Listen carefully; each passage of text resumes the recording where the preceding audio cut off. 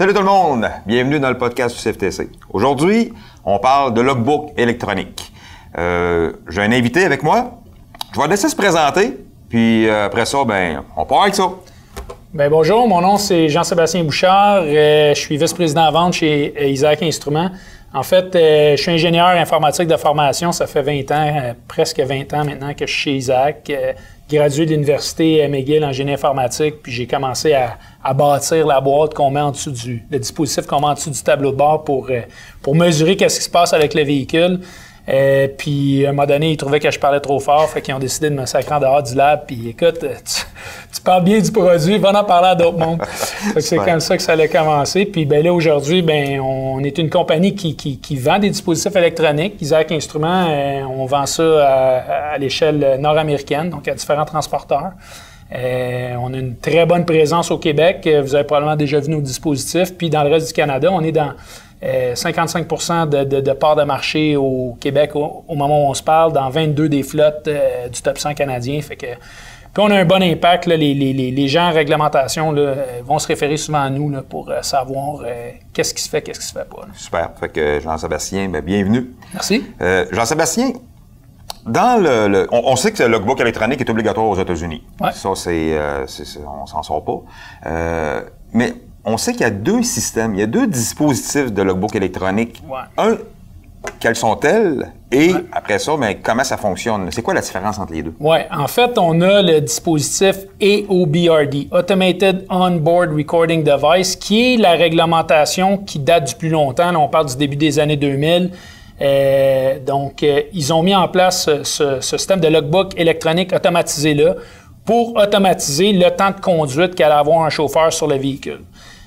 Cette réglementation-là, elle a été reconnue comme une réglementation clause grand-père quand ils ont sorti le ELD en 2017 pour pas pénaliser les gens qui avaient déjà mis un logbook électronique en place de forme AOBRD. Quand ils ont sorti la réglementation du Electronic Logging Device puis qu'ils l'ont mis en place pour que tout le monde s'équipe de ça en décembre 2017, pour pas pénaliser les flottes qui avaient déjà bien fait puis qui avaient déjà débarrassé du papier puis qui monitoraient déjà bien les heures de service, ils leur ont donné un break de 2 ans qui se termine à la fin de l'année cette année pour utiliser le mode AOBRD. Fait qu'on a le AOBRD et le ELD, Electronic Logging Device. OK. Moi, je suis camionneur présentement, je fais des États-Unis et j'ai un système de mon camion. Ouais. Je ne sais pas c'est lequel. Qu'est-ce qui fait... C'est quoi la différence entre les deux? Comment je peux faire savoir que j'ai un modèle ou l'autre, là? C'est souvent pas écrit sur le modèle. Dans la première question, la première personne à qui je le demanderais, c'est mon gestionnaire. C'est mon gestionnaire de flotte, mon gestionnaire de sécurité. Lui demander c'est quoi la version du produit qu'on utilise. Parce qu'il y a des appareils comme, par exemple, celui d'Isaac pourrait très bien être AOBRD ou ELD. Donc, il est compatible dans les deux modes. Okay. Hein? Puis c'est configurable dans le logiciel. Quand ils sont prêts, la flotte, ils mettent la switch à on, puis on tombe en mode ELD dès ce moment-là. Fait que c'est de demander à notre organisation, on est-tu un AOBRD ou un ELD? Tu as aussi dans la réglementation des deux, du AOBRD et du ELD, on doit avoir à bord du véhicule un document, un one-pager, un document d'une page, qui peut être recto-verso, là, qui explique c'est quoi l'appareil qui est dans le véhicule, puis comment extraire les heures de service pour quelqu'un qui me ferait une inspection sur le bord de la route, puisse extraire les informations. Normalement, sur ce document-là, ça doit être inscrit aussi si c'est un AOBRD ou un ELD. Fait que ça, c'est une autre façon de savoir. C'est obligatoire de l'avoir à bord du véhicule. Ce que vous dites, c'est très, très, très important pour le chauffeur de le savoir parce que quand ils ont commencé à renforcer la norme de log électronique aux États-Unis en avril l'année passée, en avril 2018, quand ils ont commencé à renforcer ça, la plus grosse infraction qu'on avait avec nos transporteurs, avec les transporteurs qui utilisaient Isaac, c'était d'avoir des infractions à bord de route parce que le chauffeur, il savait pas la différence entre les deux, puis il savait pas, quand l'officier lui demandait « As-tu un AOBRD ou un ELD? » il savait pas quoi répondre. Donc, il lui donnait une infraction parce qu'il savait pas comment transférer ses heures de conduite. OK, parce que l'impact est que quand je dis, probablement quand je le sais pas, c'est quoi, donc l'officier n'est pas capable d'aller transférer les données ou il n'est pas capable d'aller chercher les données que je peux y proposer, c'est ça? Exactement. En fait, une des grosses différences entre le AOBRD et le ELD qui va vous aider à comprendre ce que j'essaie d'expliquer ici, c'est qu'en mode AOBRD, c'est la bonne vieille méthode de je monte à l'écran ou il me donne un email, j'envoie par email. Okay? J'envoie un log, un PDF qui est dans un format que le manufacturier comme Isaac a décidé, puis that's it. En mode ELD, ils ont défini un mode qui s'appelle un web service auquel le logiciel d'Isaac doit transférer les informations sur ce service web-là. Fait que ça se ramasse dans le cloud, là, dans le nuage à quelque part. Puis l'officier en bord de route, lui, il a un laptop ou il y a un outil qui lui permet, sur lequel il y a un logiciel qui s'appelle EROAD, E-R-O-A-D, sur lequel il va être capable de récupérer ces heures-là pour faire l'analyse dans son logiciel à lui de qu'est-ce que tu as fait comme conduite dans les derniers 7 jours, 8 jours aux États-Unis. Donc, lui, il a un mot de passe, il est capable d'aller chercher les données directement dans notre boîte. Exactement. Ouais, si on veut. En fait, conceptuellement, c'est vraiment nous, sur l'autorisation du chauffeur, là, on transfère les données dans le nuage. OK. Puis l'officier, il vient lire ces lui, il a accès au informations-là. nuage, puis donc, il y a plein de données. C'est quoi qui différencie un transporteur d'un autre, un chauffeur d'un autre? Bien, quand on rentre, très bonne question, quand on fait le transfert ILD, il y a un numéro de code à rentrer. Puis le numéro de code, c'est l'officier qui nous le donne en bord de route. Il va nous donner une séquence de caractères qu'on doit rentrer dans ce champ-là pour le transférer. Ça, c'est sa clé à lui pour venir récupérer ces données-là. Fait que toutes les données qui s'en vont dans le nuage sont complètement anonymes, sont complètement cryptées. Il n'y a pas personne qui peut les accéder. Puis l'officier ne peut pas venir chercher ce qu'il veut dans ton véhicule ou de n'importe quel véhicule qui se promène. C'est pas ça du tout que je suis en train de dire. C'est vraiment le chauffeur qui initie le transfert avec le code que l'officier lui a donné. Puis lui, avec ce code-là, dans son ordinateur, il va être capable d'aller rechercher les mêmes informations. Mais, tu sais, imaginez-vous aujourd'hui sur la liste des appareils qui sont certifiés ELD, il y a 500 quelques appareils aujourd'hui. Fait qu'imaginez-vous donc l'officier qu'il faut qu'il apprenne 500 formats de documents, d'appareils à utiliser. C'était impensable. Fait qu'ils ont décidé de leur bâtir un logiciel à eux autres. Ils savent tout comment il marche. Ils sont tous formés dessus. Fait que là, ils sont capables de revenir 8 jours en arrière puis déterminer y a-t-il des infractions ou pas dans le 8 jours de conduite. En revenir à ma première question, comment qu'un chauffeur qui est en train de nous écouter, là, mettons, qui est sur Internet, il nous écoute, il roule, puis là, il dit « Hey, moi, comment que je peux faire, savoir là, exactement, là, ça a appelé mon dispatch, là, il est 1h du matin, je sais que mon dispatch n'est pas là. Il y a des différences, là, entre le ELD, l'OB et la vitesse d'activation. Ouais. Ça doit différencier, ça. Oui, la vitesse d'activation est différente. En fait, en mode EOBRD, il n'y en avait pas de règle sur la vitesse d'activation. Ce que la réglementation du logbook elle-même, on oublie l'électronique, le logbook veut qu'on soit en conduite quand on est sur la voie publique. Hein? C'est ce que la réglementation nous demande. Fait que il n'y avait pas dans les EOBRD des restrictions sur à quelle vitesse va tomber. Ce qu'ils voulaient, c'est que ça tombe automatiquement en conduite quand tu étais sur la voie publique. Ce que les manufacturiers comme Isaac ont fait, c'est qu'on a pris une vitesse qui était 18 km/h. À quelle vitesse tu te déplaces dans une cour? 15 km/h. Fait qu'en haut de 15 km/h, on est sur la voie publique. C'est comme... Donc, en mode EOBRD, tu restes en bas de 15 km/h, tu viens de faire ton déchargement, tu veux te déplacer un peu plus loin dans la cour pour aller porter tes papiers avant de partir. Oui. Tu te déplaces à 15 km/h, tu restes en duty, pas de problème.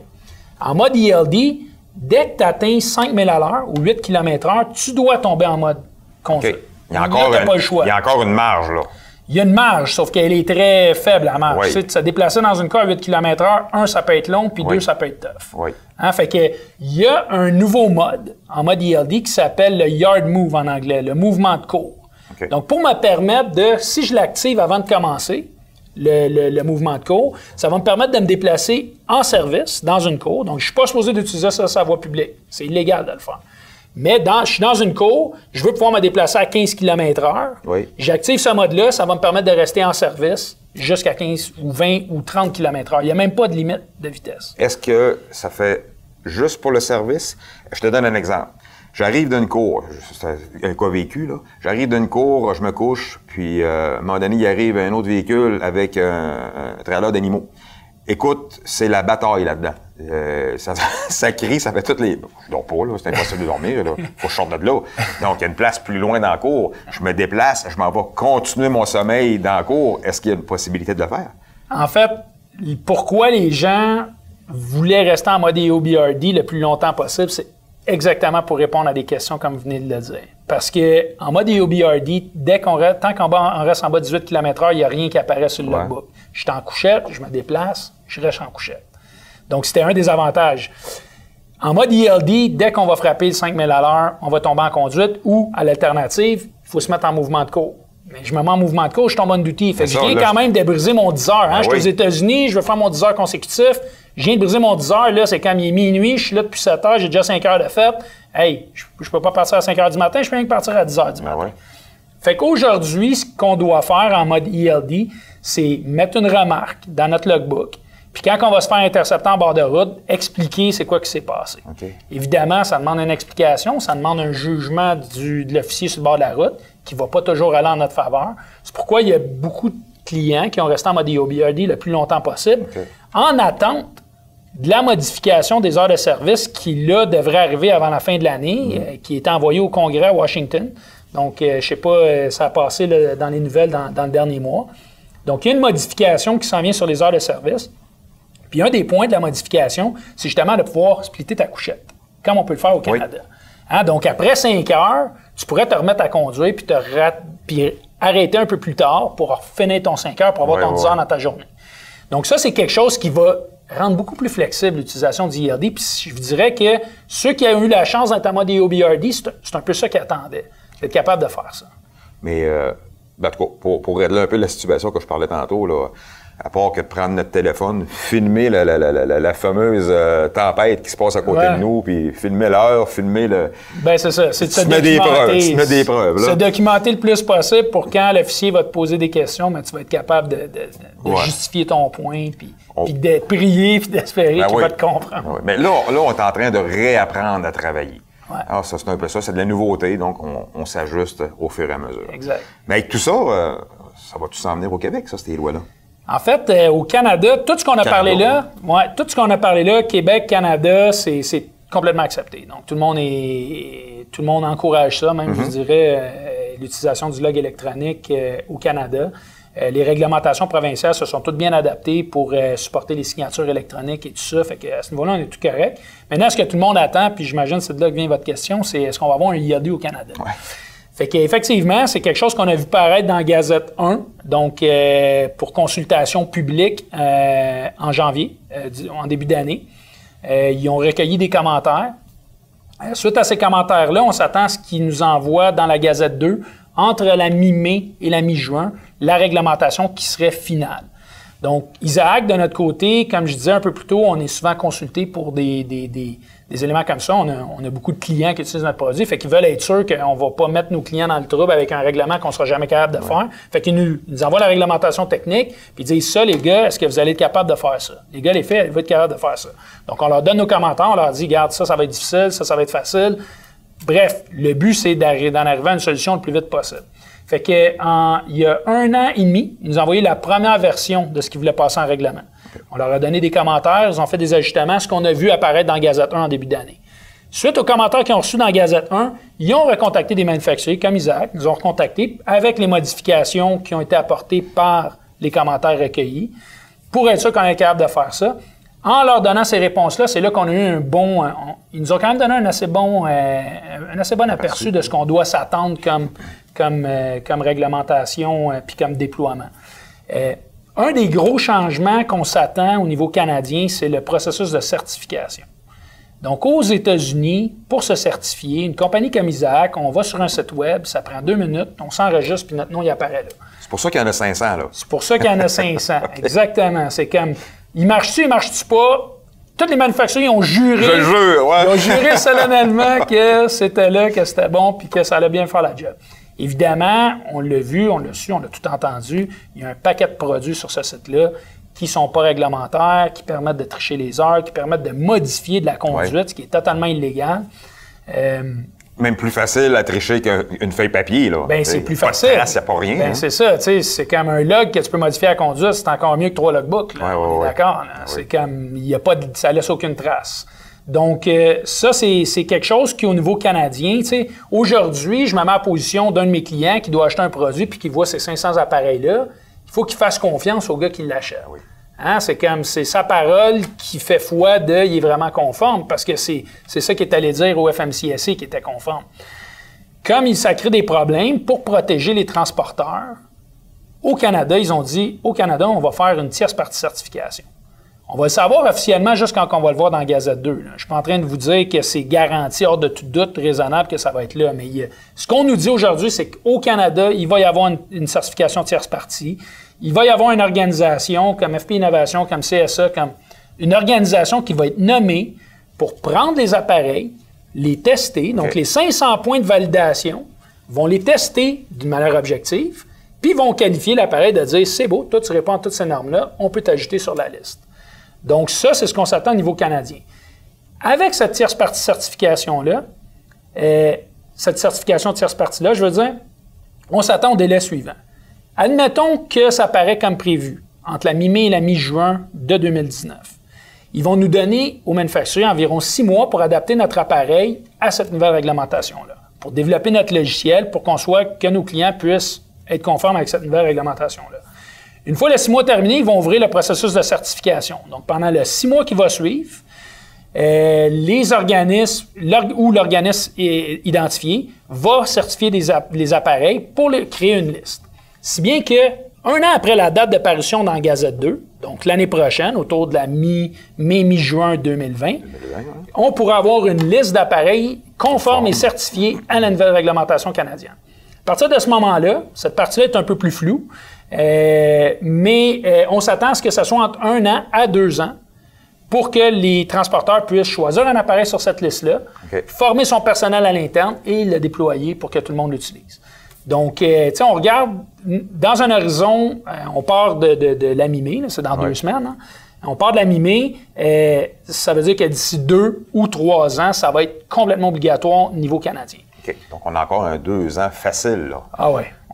Et si une tierce partie certification, une certification de tierce partie, c'est sûr qu'il va y avoir au moins 2 ans parce que regardez les chantiers que je vous ai donnés, on peut pas aller plus vite que ça de toute façon, puis on peut pas forcer les gens à acheter des appareils avant d'avoir la liste d'appareils certifiés. Fait que la première année, on perd 1 an dans le processus en faisant ça, mais je pense, puis là c'est une opinion personnelle que je vais émettre, je pense qu'on vient sécuriser puis protéger les transporteurs, puis c'est un peu ça le but. Tu sais, le but du règlement, c'est de créer, ce qu'ils disent en anglais, un level playing field. Hein? C'est de créer une certaine base de référence. Si personne triche, tout le monde travaille avec les mêmes règles, tout le monde va être content, tout le monde va charger ce que ça coûte vraiment faire ce transport-là. Aujourd'hui, si je peux tricher, je suis capable de charger différemment. Je joue illégal versus quelqu'un qui serait bien conforme. Fait que le level playing field devient bien important pour tout le monde. Aujourd'hui, aux États-Unis, ils sont rapprochés du level playing field, mais ils sont pas là encore parce qu'il y a encore de la triche possible, puis il y a carrément des transporteurs qui peuvent se mettre dans le trouble juste en choisissant le mauvais partenaire. Ce qu'on veut éviter. Fait qu'au Canada, en ayant cette certification-là, ben là, la triche va être encore plus difficile à faire. Elle sera pratiquement impossible. Parce que je pense au transporteur qui a déjà un appareil, il fait du Canada, il fait des États-Unis. Il sait que son appareil est conforme aux États-Unis, il a acheté une sorte d'appareil, mais lui, il a-tu espérance que son appareil soit choisi pour le Canada? Parce que lui, ça le met dans l'embarras, là. Bien, ça, c'est sûr que c'est un risque que tout le monde a aujourd'hui. C'est un risque que tout le monde a. Quels appareils vont être certifiés, quels appareils ne seront pas certifiés? Tu sais, c'est sûr que moi, ce que je dirais, c'est vous achetez un appareil, obtenez une lettre de garantie que l'appareil va être certifié et conforme au Canada quand la réglementation va être là. Sinon, que ça vous donne le droit de briser le contrat. Parce que si vous êtes pris contractuellement avec ce fournisseur-là, puis qu'il décide de ne pas être conforme, bien là, ça va devenir une bataille d'avocats. Ben oui. Si vous avez une clause de sortie, là, ça va être très facile. Fait qu'exiger cette conformité-là, si vous prenez un contrat, un engagement, que ce fournisseur-là s'engage envers vous, qui va être conforme dans un délai raisonnable. Parce que la compagnie en tant que telle, il faut qu'elle ait les reins assez solides pour être capable de travailler son logiciel, pour être capable de le mettre conforme. Peut-être une compagnie qui, mettons, qui dit « Ah, écoute, là, on n'est pas capable, on abandonne le projet », ça va pas bien. Bien, c'est ça. Puis vous soulevez un bon point, c'est qu'il va y avoir un coût pour le rendre conforme, puis il va y avoir un coût pour le certifier. C'est-à-dire que, tu sais, nous, ce qu'on s'attend, c'est que certifier un appareil, ça va coûter autour de 45 000 $50 000. Il va falloir que la compagnie, que le manufacturier ait les reins assez solides pour aller dépenser cet argent-là, parce que tu peux pas dépenser ça puis en vendre 20 après. Là. Quand tu dépenses ça, il faut t'en vendre 10 000 après. Là. C'est le même, ça marche. À 500 là, sur le marché, là, écoute, la part du marché peut être dure à aller chercher. Puis honnêtement, ce qu'on s'attend niveau canadien, c'est qu'on soit pas mal plus proche d'une vingtaine de fournisseurs que d'en avoir 500. Puis il y a beaucoup d'appareils qui sont pas conformes, qui seront pas là. Il y a beaucoup de compagnies qui sont inscrites par opportunisme parce que ça coûtait pas cher de le faire.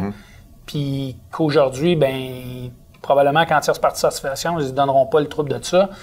Puis tu sais, quand on parle de coût aussi, on parle du coût de la certification, mais il y a aussi le coût de modification. C'est-à-dire on a parlé tantôt de l'élément qui était différent au niveau du ELD, au niveau de la tierce partie certification qu'on s'attend au niveau canadien. Mais entre la règle américaine et la règle canadienne, un des gros changements, c'est que le recap est rendu obligatoire. Okay. C'est-à-dire qu'un produit comme Isaac, on fournit déjà aux chauffeurs, puis il y a plusieurs produits sur le marché, il n'y a pas juste Isaac qui fait ça. Il y a plusieurs produits sur le marché qui fournissent aux chauffeurs combien d'heures il te reste avant d'avoir terminé ta période de 13 heures ou ton 14 heures, ou tu es rendu où dans ton cycle de 70 heures. On te donne ça comme information, mais c'est pas demandé par la loi, ça. On le fait parce que nos clients puis les chauffeurs qui utilisent le produit avaient besoin de cette information-là, fait qu'on leur a donné. Mais au niveau de la réglementation américaine, c'est juste de s'assurer que tu peux pas modifier ton log puis ta conduite. Ce qu'ils veulent, c'est qu'on génère un log. Ils veulent pas qu'on calcule un recap. Au niveau canadien, dans la réglementation, pour s'assurer que les gens aient un payback, des retombées avec leur investissement, on dit on va les aider, on va forcer les manufacturiers à fournir cette information-là pour être capable d'outiller finalement nos transporteurs, d'être capable de mieux gérer ça. C'est sûr qu'aujourd'hui, un manufacturier comme Isaac, qui a déjà ça, de se conformer à la règle canadienne, ça va être assez simple.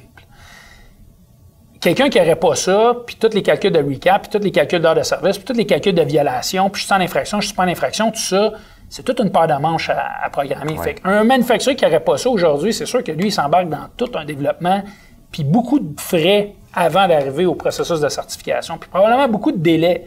Fait que, tu sais, la période d'1 an que je vous ai mentionné, là, c'est comme 6 mois de développement, là, c'est pas long. C'est vite passé. Ça arrive vite. Fait que 6 mois de développement, là, c'est pour quelqu'un qui est déjà proche de la ligne d'arrivée, qui irait juste à croiser cette ligne-là. Tu me dis de quoi tantôt? On parlait de réglementation. Tu me dis quoi? La réglementation est appelée à changer. Est-ce que vous avez eu des feedbacks un peu à savoir si la réglementation canadienne va, on parle des heures de service, va changer un peu? Elle va-tu s'enligner un peu plus vers celle des États-Unis? Bien, en fait, au niveau de la réglementation des heures de service canadienne, il n'y a rien qui a été mentionné par rapport au changement aujourd'hui. Maintenant, c'est sûr que c'est une question qu'il faut que l'industrie se pose, pas dans 3 ans, maintenant. Tu sais, aux États-Unis, là, c'est rendu le running gag. C'est qui va avoir la prochaine exemption? Ouais. Parce que les heures de service n'étaient pas bien adaptées. Puis tout le monde travaillait avec un logbook qui peut se modifier, ou tu sais, pas tout le monde, mais tu sais, beaucoup de monde réussissait à s'organiser pareil, malgré que la réglementation n'était pas bien adaptée. Ouais. Là, aujourd'hui, maintenant qu'on renforce ça avec un logbook électronique de type ELD, bien là, tout le monde lève la main et dit hey, « là, c'est rendu impossible. Écoute, on est plus capable de faire nos chargements. J'ai des animaux vivants, ça marche plus. J'ai ci, j'ai ça. » C'est comme tout le monde a une bonne raison de dire que ça fonctionne pas. Ouais. Fait que c'est sûr que là, ils sont en train d'adresser le problème en modifiant ces heures de service-là. Puis on s'attend, comme je disais tout à l'heure, c'est au Congrès que ça soit publié avant fin de l'année, on l'espère. Ça sera un mot du bon timing, en tout cas, que ça arrive en même temps que la mise en place du ELD, parce que là, l'avantage EOBRD n'existera plus. Niveau canadien, on n'a rien entendu à date, mais s'il y a des problèmes, j'espère qu'ils sont en train de les regarder en ce moment parce que c'est là que c'est le temps. Là. Ça ne sera pas dans 3 ans ou dans 2 ans quand ça va être complètement renforcé qu'il va être trop tard pour le faire. Parce qu'il faut comprendre aussi qu'aux États-Unis, bon, tu arrives au bout de tes heures, puis il y a de la place, là. On n'est pas comme au Québec. Là. Au Québec et le Canada, écoute, c'est des grands espaces. Moi, il me reste 3 heures de route à faire, puis il y a rien entre les 3 heures. Fait que c'est plus compliqué là d'arriver puis être capable de se planifier là pour arriver à côté dans mes heures là. Fait que ça je peux vous dire que c'est un point qui a été identifié autant, tu sais, je participe à plusieurs associations canadiennes au courant de l'année, que ce soit en Alberta, que ce soit en Ontario, que ce soit au Québec, que ce soit au Manitoba, également avec l'Alliance canadienne. Dans toutes les associations, je vous dirais que c'est un problème qui a été identifié par les groupes, qui a été ramené au gouvernement respectif de chacune des provinces, que ça prend des points d'arrêt, que ça prend des rest areas. Oui. En fin de semaine, il y a l'Association du camionnage, puis je sais que dans les dossiers de l'industrie, c'est un des points qui va être adressé de qu'est-ce qu'on fait avec les rest areas au Québec, pourquoi ils ne sont pas mieux adaptés, mieux outillés. Puis pour un chauffeur qui a besoin de se coucher pendant 8 heures consécutives, Colin, ça prend une douche, ça prend une place pour déjeuner le lendemain matin, je veux un café chaud. Parce que là, ça prend une place adaptée. Toutes ces places-là existaient quand même déjà, mais plus ça va, les municipalités ont commencé à mettre des pancartes là, interdits aux camions un peu partout. Oui, c'est le fun d'avoir la réglementation. Ouais. Travailler avec les machines électroniques, moi, je trouve que c'est un avantage pour nous autres, là, pour travailler avec. Là. Mais c'est sûr que pour faire de la longue distance, il faut que tout le monde s'adapte à ce règlement-là. Puis il faut que le gouvernement embarque un peu là-dedans pour nous aider parce que ça va être compliqué. Là. Ouais. Il y a une réglementation, il y a peut-être une modification à la réglementation qu'il faut regarder mais ça, c'est définitivement une adaptation de l'infrastructure qui est très importante à regarder, puis que tout le monde est en train d'en parler, tout le monde a une initiative. Ils vont tout arriver à temps? Là, c'est la bonne question. En tout cas, regarde, au moins ici, on sait qu'il y a au moins un mouvement pour essayer d'aider les camionneurs là, à pouvoir au moins arrêter là, dans le temps voulu. Mais au moins ça, c'est encore encourageant. Pour terminer, Jean-Sébastien, on parle de l'ILD obligatoire. À partir de quelle date déjà? Au niveau américain, oui. ILD obligatoire d'ici la fin de l'année, donc d'ici décembre 2019, la clause grand-père et OBRD va être terminée. Fait que ceux qui sont en mode OBRD vont devoir passer en mode ILD d'ici cette date-là. Pour un client, puis là, je peux pas parler pour tous les manufacturiers parce que je connais pas nécessairement, je peux pas pointer du doigt n'importe quel, tous les appareils qui sont disponibles. Ouais. Mais du côté d'Isaac, c'est vraiment juste une configuration. Okay. L'appareil qui est dans tous les camions, de tous les transporteurs qui utilisent notre produit, quand ils sont prêts, ils mettent une switch on dans le logiciel, c'est une configuration, boum, ils tombent niveau ELD. Parfait. Maintenant, c'est sûr que ma recommandation, quand les clients me posent la question, attendez pas à la dernière minute. Il y a une partie formation à prendre en considération. Oui, il faut se le mettre en main, là. Il faut se le mettre... il y a des changements au niveau du comment je transfère mes données en bord de route. Il y a le changement qu'on a mentionné tantôt qui est la vitesse à laquelle je conduis, à laquelle je vais tomber en conduite, qui va changer, qui est maintenant à 5000 à l'heure, 8 km/h. Ouais. Il y a le yard move à apprendre, puis pas oublier de se mettre en yard move si je peux me déplacer. Parce qu'en mode ELD, là, on peut plus modifier de la conduite.